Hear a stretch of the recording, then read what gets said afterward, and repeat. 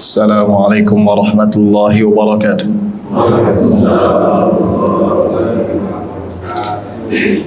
Alhamdulillahi hamdan katsiran tayyiban mubarakan fih mubarakan alaih kama yuhibbu rabbuna wa yarda.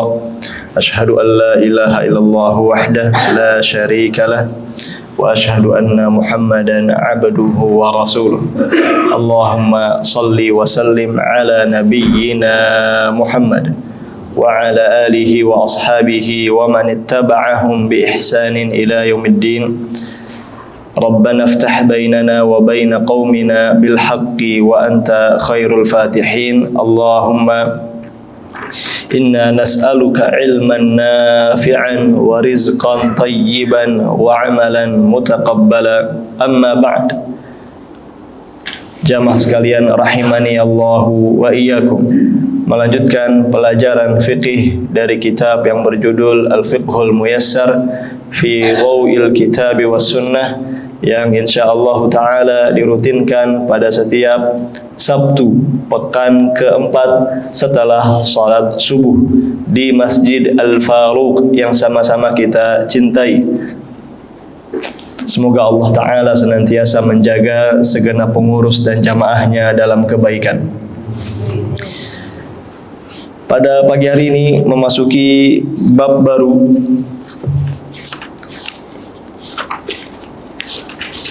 yaitu tentang wudu. Pada pagi hari ini memasuki bab kelima, yaitu tentang wudu atau fikih wudu, yang mana pada pertemuan di bulan lalu telah selesai mempelajari bab keempat, yaitu seputar bersiwak dan sunnah-sunnah fitrah. Maka pada pagi hari ini memasuki bab berikutnya, yaitu bab yang kelima tentang berwudu. Di dalam bab ini terdapat beberapa subbahasan, yaitu ada 8. Ada 8 subbahasan yang akan kita pelajari di dalam bab ini. Langsung saja kepada subbahasan yang pertama, yaitu pengertian wudu dan hukumnya. Pengertian wudu dan hukumnya. Baik. Kata wudu terambil dari kata al-wadha'ah yang artinya keindahan dan kebersihan. Yaitu secara bahasa. Pengertian wudu secara bahasa dalam bahasa Arab terambil dari kata al-wadha'ah yang artinya al-husnu wan nadhafah, yaitu keindahan dan kebersihan. Baik. Adapun pengertian wudu secara istilah syar'i, maka maknanya ialah menggunakan air pada 4 anggota wudu. Yang dimaksud ialah wajah, kedua tangan, kepala, dan kedua kaki. Kita ulang pengertian wudu secara istilah syar'i, yaitu menggunakan air pada 4 anggota wudu, 4 anggota tubuh, yaitu wajah, kedua tangan, kepala, dan kedua kaki, menurut tata cara yang sudah ditentukan atau dengan tata cara yang sudah ditentukan dalam syariat. Dengan tata cara yang sudah ditentukan dalam syariat, dalam rangka beribadah kepada Allah, dalam rangka beribadah kepada Allah. Inilah pengertian wudu secara istilah syar'i, yaitu penggunaan air pada 4 anggota tubuh dengan tata cara yang sudah ditentukan di dalam syariat, dalam rangka beribadah kepada Allah Ta'ala. Baik, maka dari pengertian tersebut dapat diambil beberapa kesimpulan. Pertama, media yang digunakan dalam berwudu adalah air. Media yang digunakan dalam berwudu adalah air. Yang kedua, anggota-anggota tubuh yang masuk ke dalam anggota wudu itu tidak semua anggota tubuh, akan tetapi ada beberapa anggota tubuh saja. Yang tadi disebutkan fardhunya itu ada 4. Fardhunya itu, yakni fardhu anggota wudu ada 4. Cuma bagian wajah, kedua tangan, kepala, dan kedua kaki. Selain itu bukan anggota wudu. Maka seperti misalnya perut, paha, punggung, ini bukan anggota wudu. Ini bukanlah anggota-anggota wudu. Yang ketiga, bahwa tata cara wudu ini telah ditentukan dalam syariat, sehingga seseorang tidak dibenarkan berwudu semaunya, berwudu menurut tata caranya yang dia buat-buat, tidak bisa. Karena tata cara wudu telah ditentukan dalam syariat, ya, tinggal diikuti saja. Yang keempat, bahwa berwudu ini dikerjakan dalam rangka beribadah kepada Allah Ta'ala, sehingga wudu itu sendiri merupakan ibadah. Wudu itu sendiri merupakan bentuk ibadah. Demikian. Ya, maka ini dari sisi niat. Sehingga bila ada seseorang yang menggunakan air pada 4 anggota wudu dengan tata cara wudu yang sesuai dengan syariat, namun niat dia adalah main air, maka itu bukan wudu. Meskipun dia telah lakukan seluruh perbuatan wudu, tapi karena niatnya main air, maka itu bukan wudu. Niatnya adalah beribadah kepada Allah Ta'ala, baru jadi wudu. Demikian. Itu terkait pengertian. Memasuki hukum berwudu, ya, hukum berwudu. Maka berwudu ini hukumnya ialah wajib. Berwudu ini hukumnya wajib atas orang yang sedang mengalami hadas.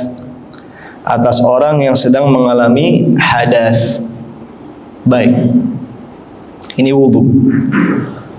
Wudu hukumnya wajib atas orang yang sedang mengalami hadas. Dan pada permulaan awal bahasan taharah, kita sudah membedakan antara hadas dan najis. Sudah kita bedakan antara hadas dan najis. Perhatikan. Kalau hadas itu adalah sifat atau keadaan yang bertengger pada diri seseorang, itu hadas. Sifat atau keadaan yang bertengger pada diri seseorang, yang mana keadaan tersebut menghalangi dia untuk bisa mengerjakan sholat. Keadaan tersebut menghalangi dia untuk bisa mengerjakan sholat. Ini hadas, keadaan diri seseorang. Demikian. Adapun najis, maka dia merupakan suatu benda. Najis itu merupakan suatu benda, ya, suatu zat yang bisa mengenai tubuh, pakaian, atau tempat. Itu najis. Nah, kewajiban berwudu ini mengenai orang yang mengalami hadas, bukan orang yang terkena najis. Bedakan itu. Misal seseorang sudah berwudu hendak sholat. Kemudian sebelum memulai sholat, ternyata dia memangku anaknya yang masih kecil. Lalu anaknya tersebut pipis di pangkuannya, sehingga mengenai pakaian dan tubuhnya. Ini najis atau hadas? Buat si orang tersebut yang memangku anak kecil itu, ini dia mengalami hadas atau terkena najis? Terkena najis. Wudunya batal tidak? Tidak. Kan yang pipis anak itu, bukan dia. Dia hanya terkena najis. Nah, orang yang terkena najis maka tidak terkena kewajiban wudu. Nah itu, tadi yang terkena kewajiban wudu itu orang yang mengalami hadas. Bedakan hadas dengan najis. Jadi setiap orang yang berhadas mesti wudu. Tapi tidak setiap orang yang terkena najis mesti wudu. Nah itu. Jadi orang seperti tadi dia cukup membersihkan saja. Dia cukup ya mencuci pakaiannya dan mencuci anggota tubuh yang terkena pipis tersebut, atau dia bisa mengganti pakaiannya dengan pakaian yang lain, lalu dia bisa langsung sholat tanpa harus berwudu terlebih dahulu, karena dia hanya terkena najis, bukan mengalami hadas. Nah itu, beda kan? Orang suka saru, ya, tertukar, tercampur antara hadas dengan najis, beda kan? Ain.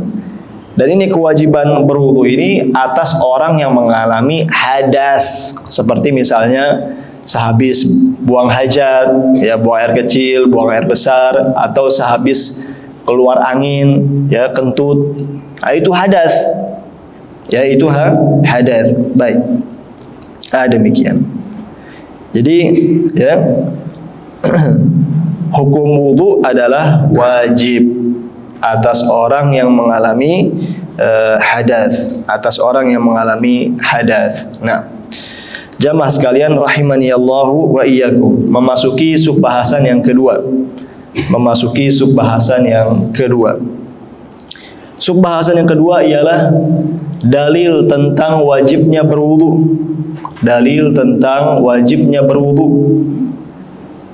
Lalu kepada siapa wudu ini wajib?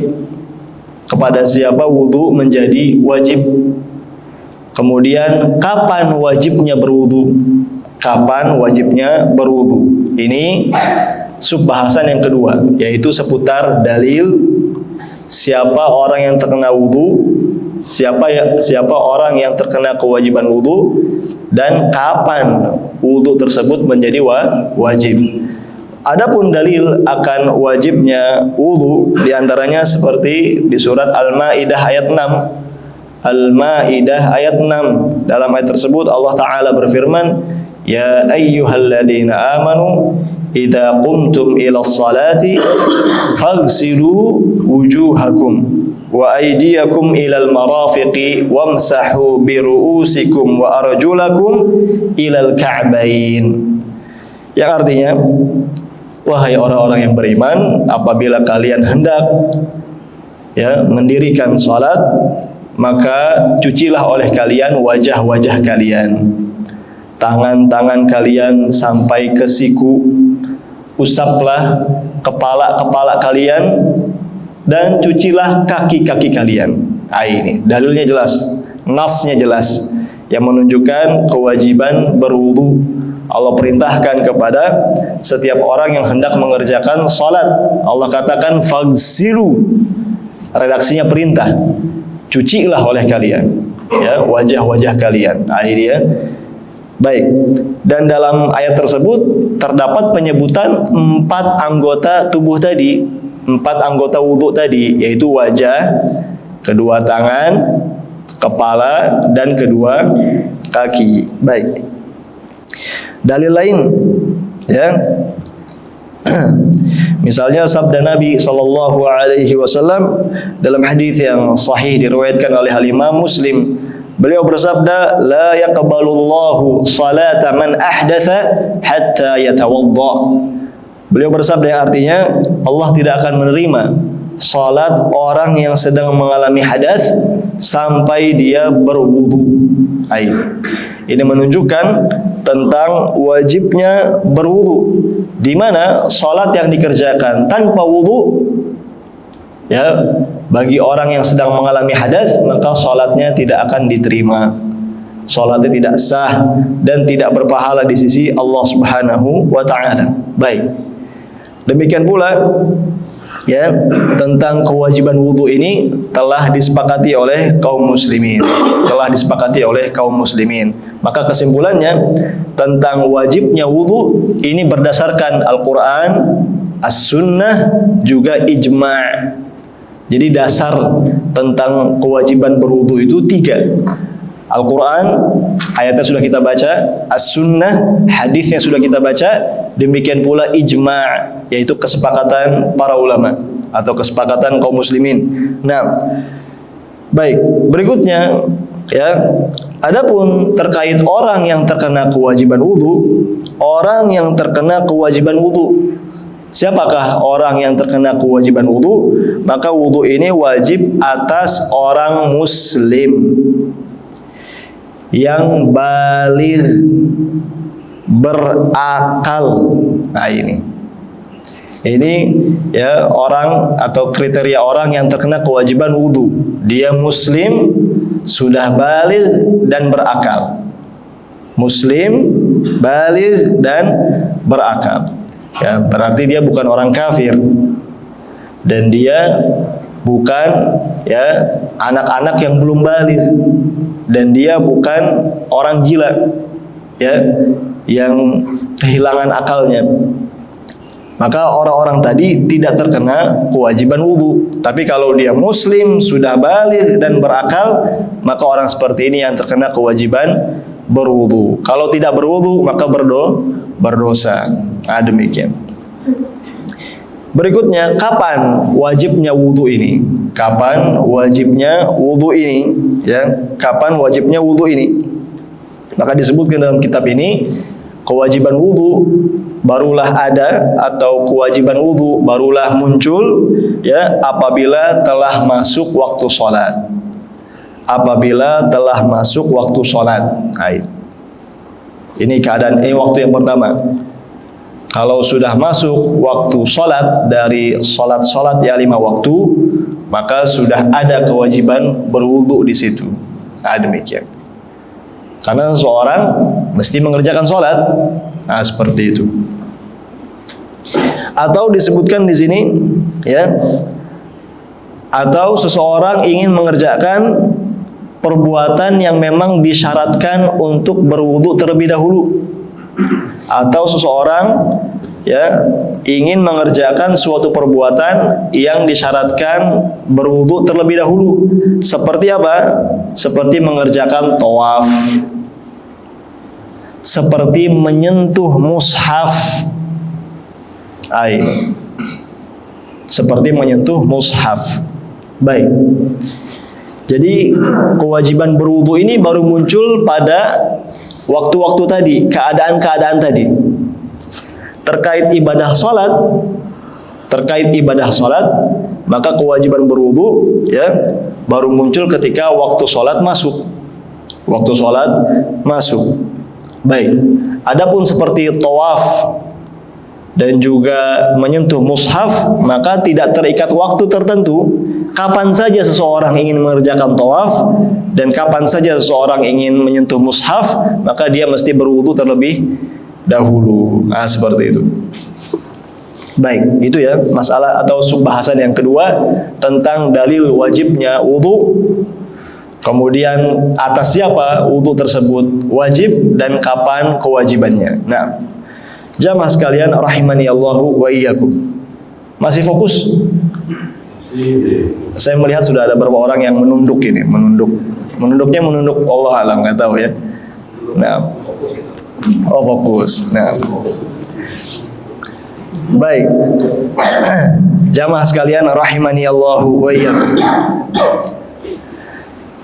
Subbahasan yang ketiga.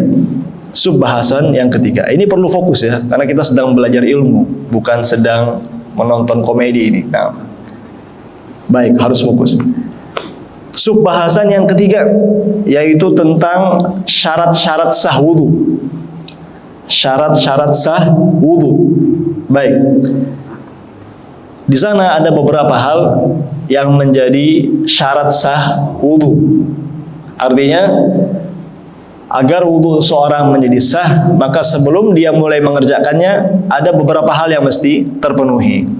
Ada beberapa hal yang mesti terpenuhi sehingga wudunya menjadi sah.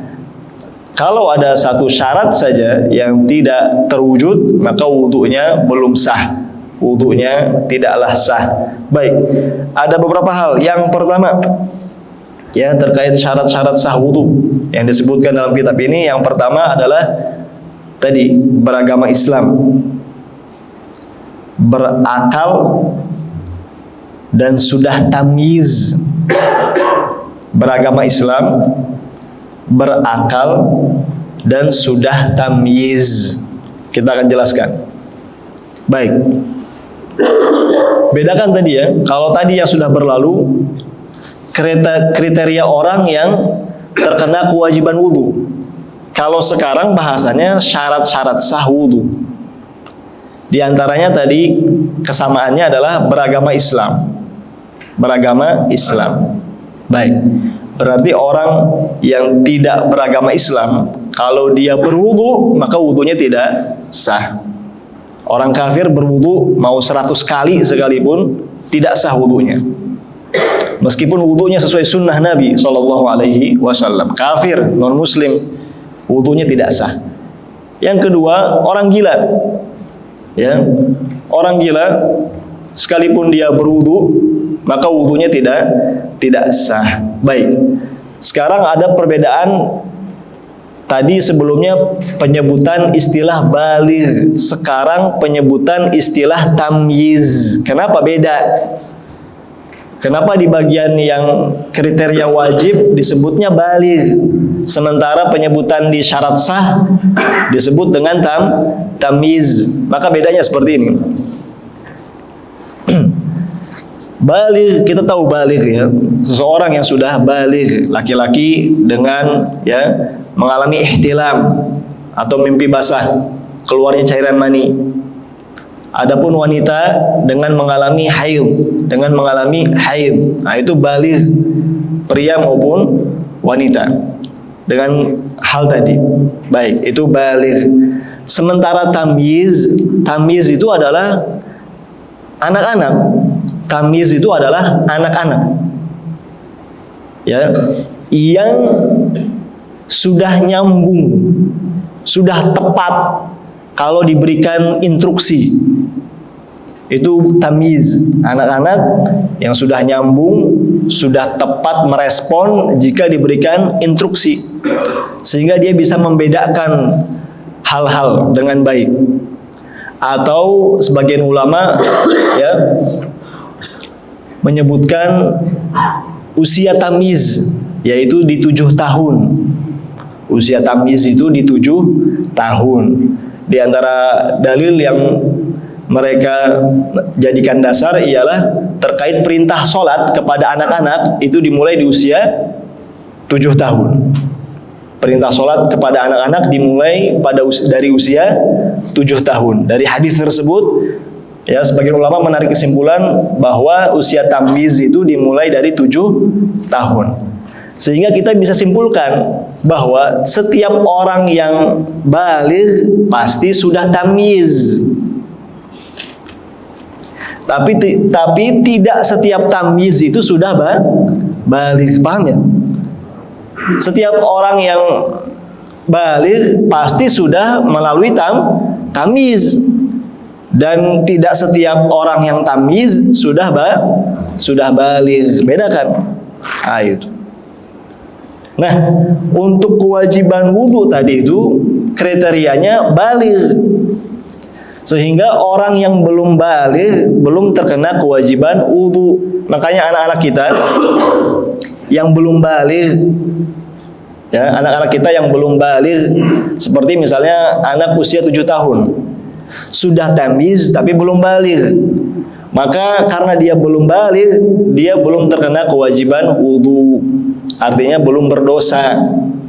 Ya, kalau sekalipun tidak berwudu, dia belum terkena kewajibannya.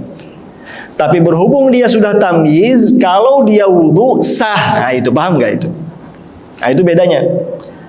Ini untuk yang sudah tamyiz namun belum baligh. Dia belum terkena kewajiban wudu, tapi kalau dia wudu, maka wudunya sah. Demikian. Maka wudunya sah.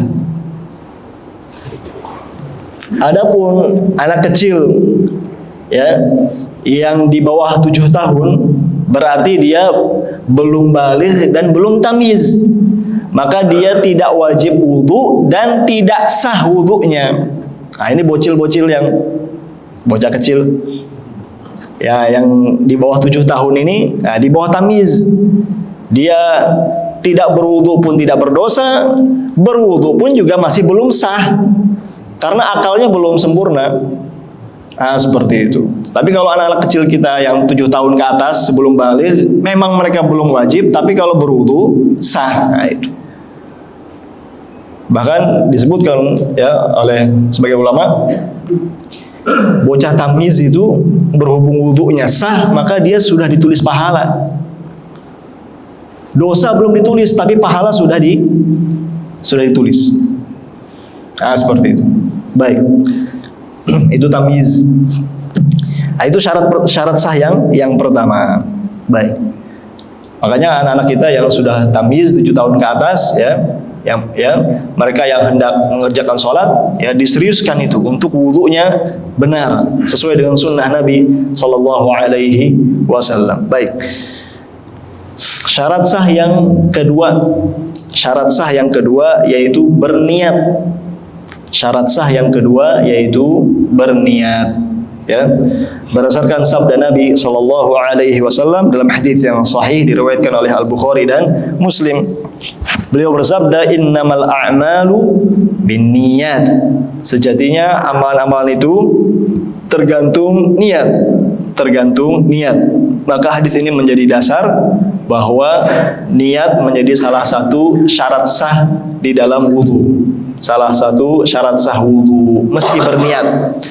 Karena niat ini yang membedakan aktivitas seseorang. Niat ini yang membedakan aktivitas seseorang. Seperti tadi yang sudah sempat kita singgung, ada si A dan si B. Keduanya sama-sama mengerjakan wudu sesuai dengan sunnah Nabi Sallallahu Alaihi Wasallam. Tetapi si A niatnya beribadah, si B niatnya main air. Mana yang wudu? Si A atau si B? Si A. Niat yang membedakan. Meskipun sama-sama perbuatan wudu, tapi yang membedakan itu niat. Si A niatnya ibadah kepada Allah, si B niatnya main air. Segar-segaran, ya, cari kesegaran. Maka yang wudu itu si A bukan si B, meskipun perbuatannya sama. Karena yang membedakan itu niat. Nah, makanya niat menjadi syarat sah.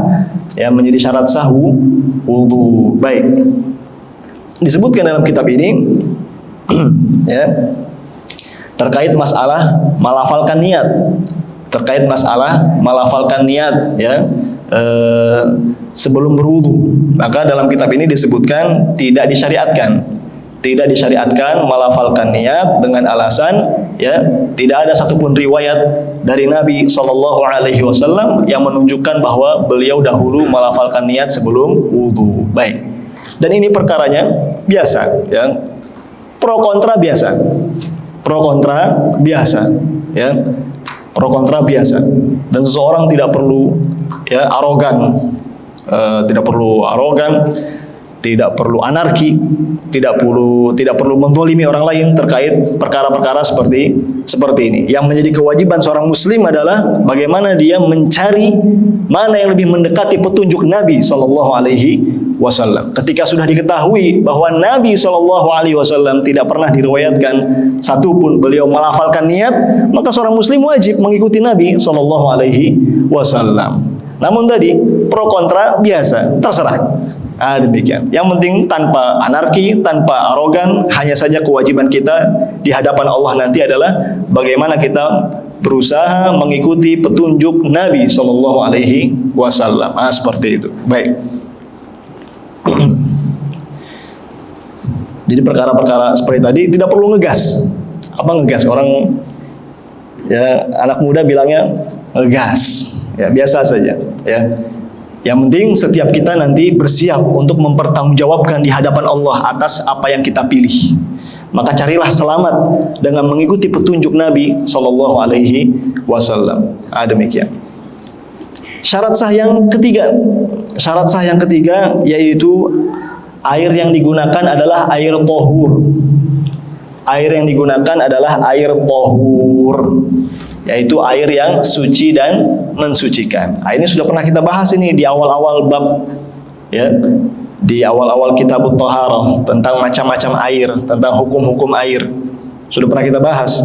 Tadi sudah kita sebutkan di definisi wudu bahwa media yang digunakan pada wudu itu air. Dan air apa yang digunakan? Maka jawabnya air tohur, air yang zatnya suci dan dia bisa mensucikan yang lain. Itu namanya suci dan mensucikan. Sehingga seseorang jika ada yang berwudu dengan menggunakan selain air ini, wudunya tidak sah. Misalnya dia menggunakan air yang suci tapi tidak mensucikan, seperti air teh misalnya, air kopi, ya, jus, sirup. Dia wudu pakai itu. Memang itu suci semua, kopi, teh, ya, sirup, jus itu semua suci, tapi tidak mensucikan. Kalau ada seorang yang wudu menggunakan hal tersebut, maka wudunya tidak sah. Apalagi kalau dia berwudu menggunakan air najis. Menggunakan air najis yang statusnya sudah berubah menjadi najis, digunakan berwudu, maka wudunya tidak sah. Baik. Syarat yang keempat, syarat sah yang keempat yaitu menghilangkan apa-apa yang dapat menghalangi sampainya air ke anggota wudu. Apa-apa yang dapat menghalangi sampainya air ke anggota wudu. Ini mesti dihilangkan.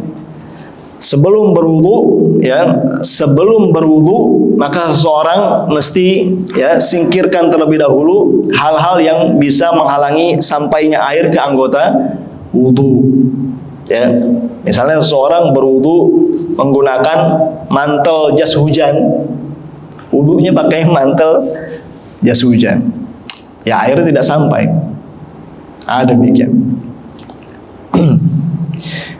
Atau seorang wudu pakai helm, ya nggak kena itunya, susah, terhalang. Ya, dan disebutkan seperti hal yang bisa menghalangi sampainya air itu adalah seperti kutek wanita yang tidak tembus air. Nah ini, itu hati-hati ya kaum muslimah ini, khususnya bagi kaum muslimah. Itu kutek yang tidak tembus air, maka itu menghalangi sahnya wudu. Itu menghalangi sahnya wudu, harus dihilangkan terlebih dahulu baru bisa berwudu. Kalau masih ada, maka wudunya tidak sah karena menghalangi sampainya air ke anggota tubuh. Demikian. Berikutnya, yang keberapa? Yang kelima. Syarat sah wudu yang kelima yaitu beristinja atau cebok terlebih dahulu jika memang ada, ya, sebabnya. Jika memang ada sebabnya. Ini syarat sah wudu yang keempat. Cebok terlebih dahulu jika memang ada sebabnya. Artinya seseorang, ya, bila dia sehabis buang hajat, baik itu buang air besar ataupun buang air kecil, dan dia ingin berwudu, maka dia mesti istinja dulu, cebok dulu baru berwudu. Bukan dibalik, wudu dulu baru cebok. Ini nggak benar. Ya, ini tidak benar. Perhatikan tadi ya, kewajiban cebok ini ketika ada sebabnya. Jangan dipahami bahwa setiap berwudu itu mesti cebok, paham gitu? Tidak mesti. Kalau seorang tidak sehabis buang hajat, ya ngapain cebok? Paham gitu ya? Apa yang diceboki? Demikian. Langsung wudu. Jadi kewajiban ini atau syarat sah ini ketika ada sebabnya. Yang keenam, yaitu nanti kita akan jelaskan lebih. Yang keenam adalah menyambung. Ya, yang keenam adalah menyambung atau bersambungan antara satu anggota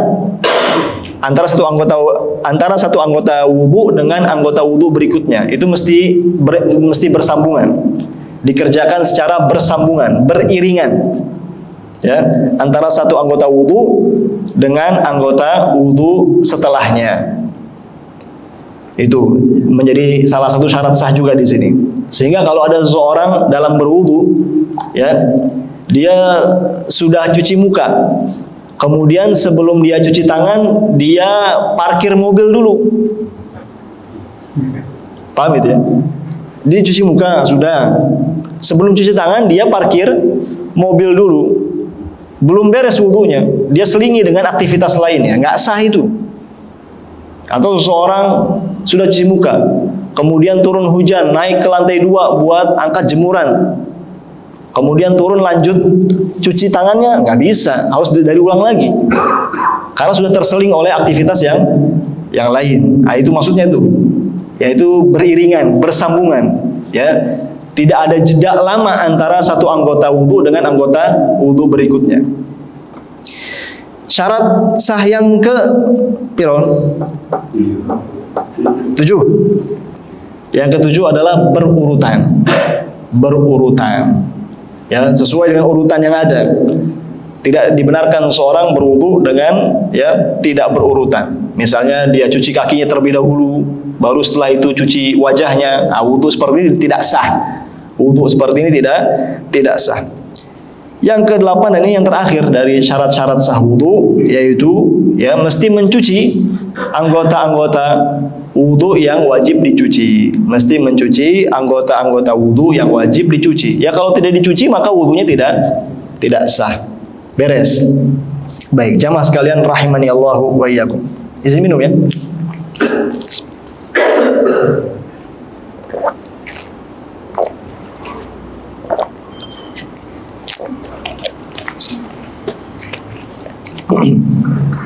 Memasuki subbahasan yang keempat.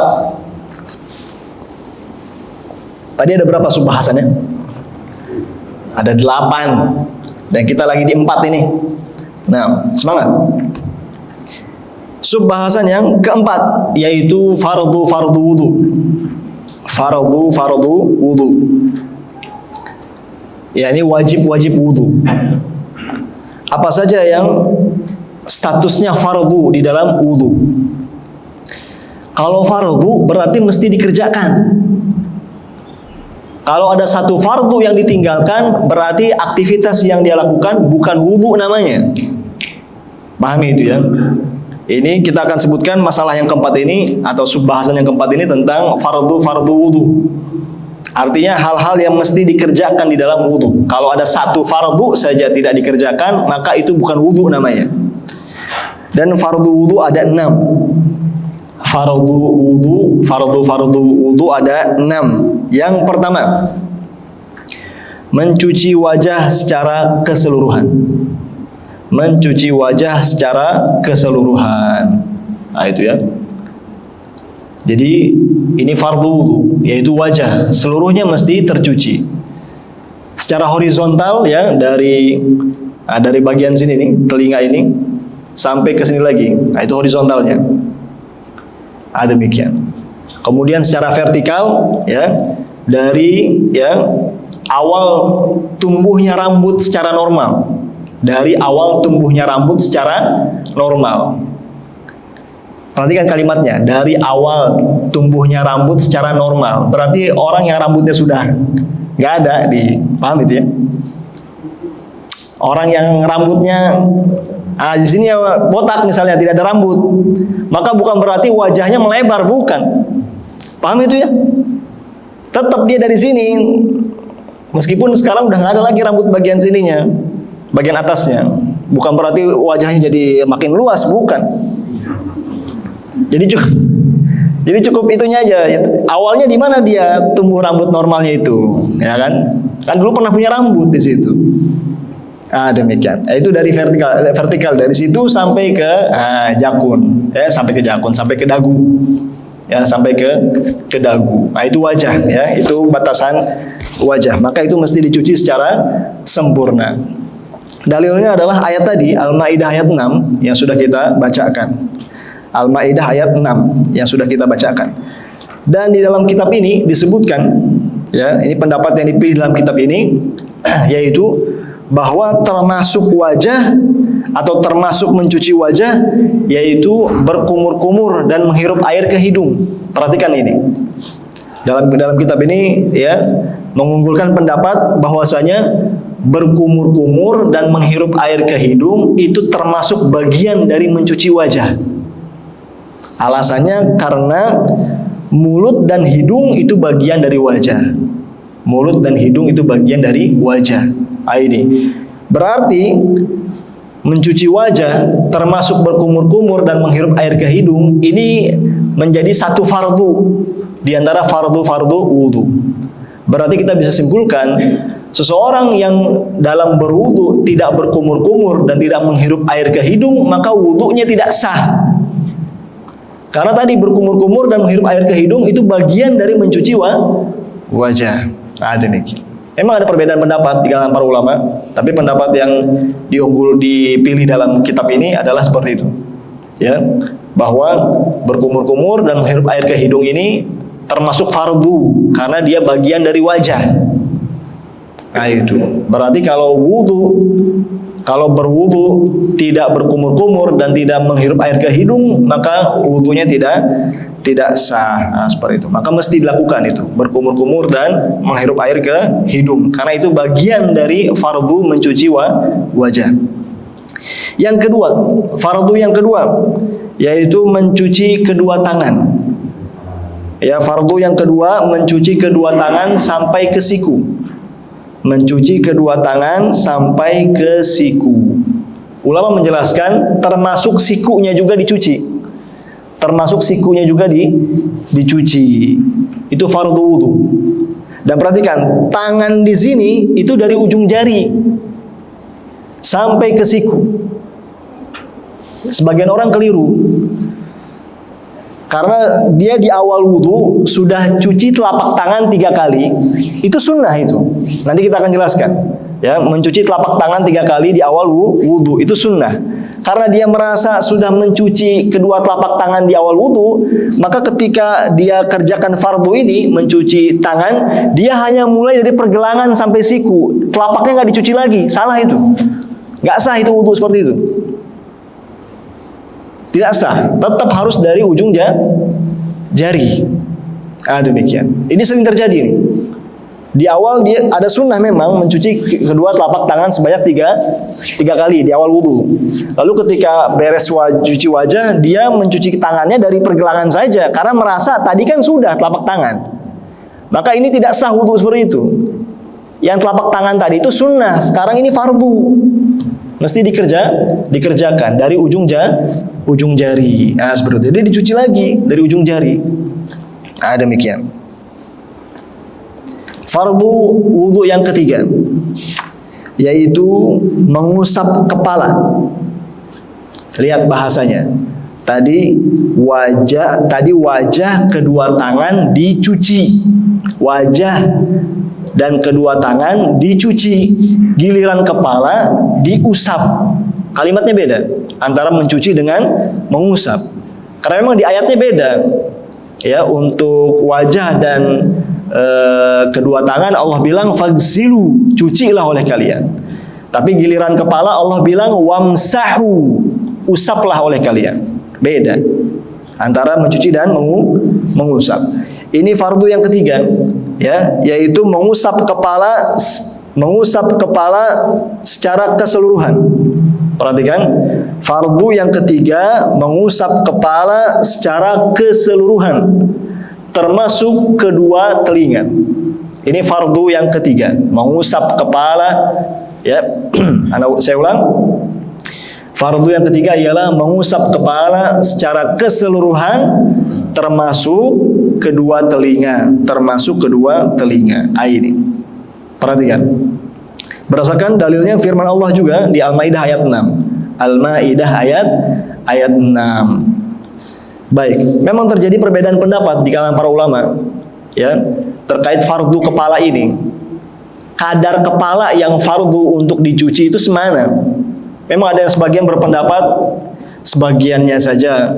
Ada lagi pendapat lain enggak seluruh bagian kepala. Dan ini pendapat yang dipilih dalam kitab ini, yaitu seluruh bagian kepala mesti diusap. Di antara alasannya ialah karena memang praktek wudu Nabi SAW seperti itu. Ya, beliau mengusap kepala beliau secara keseluruhan. Beliau mengusap kepala beliau secara keseluruhan. Demikian. Tidak jambulnya saja, tapi secara keseluruhan. Ya, secara keseluruhan. Lain cerita ketika kondisi mengenakan sorban. Itu beda lagi. Kalau kondisi mengenakan sorban, tapi kalau tidak ada penutup kepala, ya, maka seluruh kepalanya harus diusap, tidak sebagiannya. Demikian. Lagi-lagi, ini juga perkara khilafiyah. Biasa, nggak usah ngegas.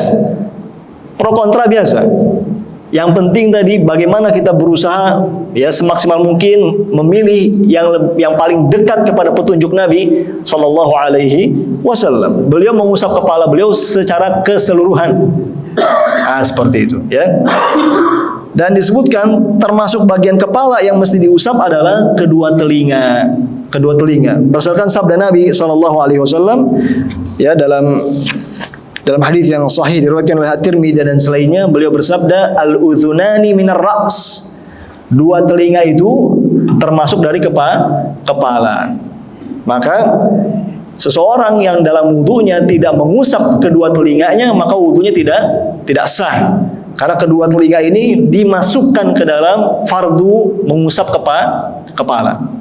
Dan dalam riwayat lain yang sahih, ya, ada tata caranya dari Nabi Shallallahu Alaihi Wasallam tentang mengusap kepala. Disebutkan, ya, cara mengusapnya adalah tangannya dilembabkan dulu, tangannya dilembabkan, dibasahi, ya, tangannya kedua telapak tangan dilembabkan, dibasahi, kemudian mulai mengusap dari bagian depan kepala itu. Itu perbatasan antara kepala dengan wajah, diusap seluruhnya dari depan ke belakang sampai ke tengkuk, semua dengan kedua telapak tangan sampai ke tengkuk. Lalu dalam hadis disebutkan, ya, beliau mengembalikan kembali ke tempat semula. Seperti itu. Beliau lanjut dengan, ya, mengusap kedua telinga dengan cara memasukkan ya kedua telunjuk ke dalam telinga, lalu ibu jari atau jempolnya itu mengusap bagian luarnya, yang telunjuk bagian dalam diusap. Seperti itu. Itu praktek Nabi Shallallahu Alaihi Wasallam. Jadi mengusap telinganya bukan tampung air begini-begini, bukan dikiprat-kiprat seperti itu, ya, tapi ada caranya oleh Nabi Shallallahu Alaihi Wasallam. Seperti tadi, seperti itu. Bukan kanan terus kiri, nggak begitu wudunya, ya. Demikian. Itu terkait fardu yang ketiga. Sedikit lagi, ya. Ini kayaknya 2 bulan ini fikih wudu nih, ya. Kita bereskan dulu nih yang masalah fardu ini, ya. Sudah syuruk tadi. Lebih cepat soalnya adzan subuhnya, ya, maju jamnya 6. Yang ketiga sudah, ya. Sehingga dari penjelasan tadi, ya, berdasarkan pendapat yang diunggulkan dalam kitab ini, maka, ya, seseorang yang dalam wudunya hanya mengusap sebagian kepala berarti wudunya tidak sah. Itu konsekuensinya itu dari pendapat ini. Ya, ketika mengunggulkan pendapat mesti mengusap